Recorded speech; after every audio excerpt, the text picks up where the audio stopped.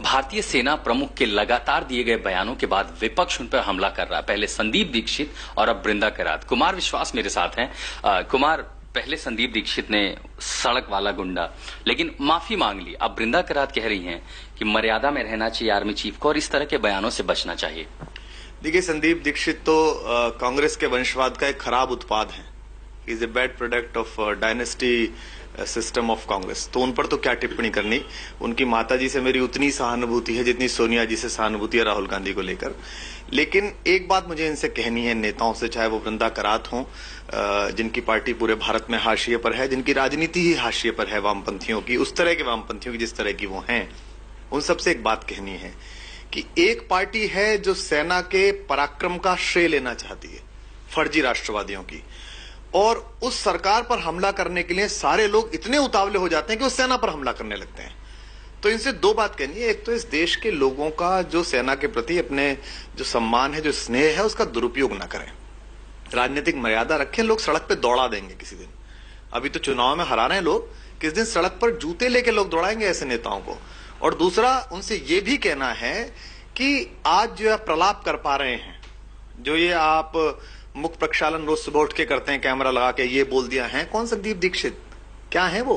रोज बोलते हैं। किस लिए बोल पा रहे हैं? इसीलिए बोल पा रहे हैं कि इस समय भी एक 22 साल का जवान है, 21 साल का जवान है, किसान का बेटा, सियाचिन में -40 में खड़ा हुआ है और जैसलमेर में 50 डिग्री पे घूम रहा है। उसके पराक्रम के बल पर है। और कांग्रेस बोलेगी जिनके पुरखों के अपराध हम सीमा पर भुगत रहे हैं। ये अपराध किसके हैं? चाहे पाकिस्तान की तरफ की घुसपैठ हो, चाहे बांग्लादेश की तरफ की घुसपैठ हो, चाहे चीन की हमें आंखें दिखाना हो, ये कौन करने वाला है?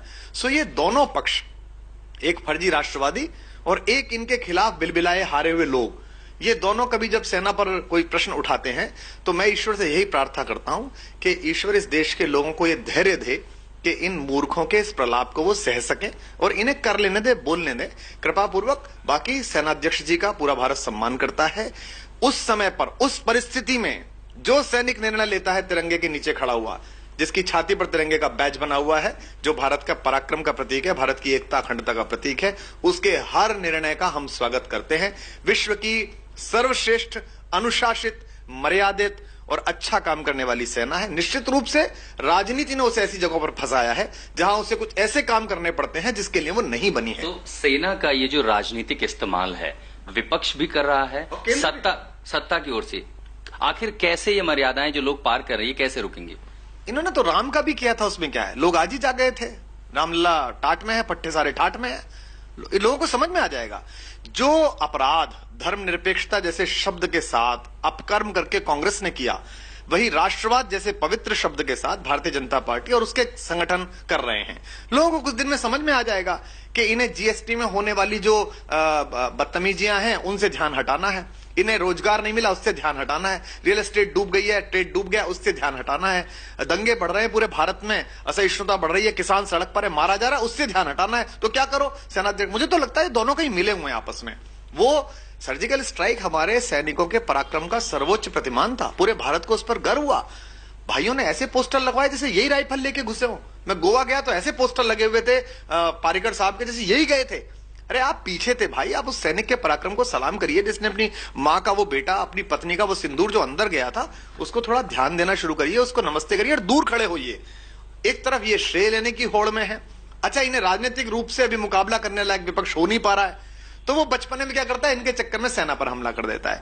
इससे मनोबल टूटता है। माएं अपने बेटों को भेजना बंद कर देंगे। उस समय संदीप दीक्षित नहीं जाएंगे, शीला दीक्षित नहीं कहेंगे कि बेटा तुम चले जाओ स्कर्ट डले। उन्हें तो ये पता नहीं राइफल किधर मुंह करके चलानी है। ये थे आम आदमी पार्टी नेता और कवि कुमार विश्वास की इस तरह के राजनीतिक बयानों से सेना का मनोबल टूटता है और इससे बचने की जरूरत है। गाजियाबाद से कैमरामैन संजय खान के साथ में आशुतोष, आज तक।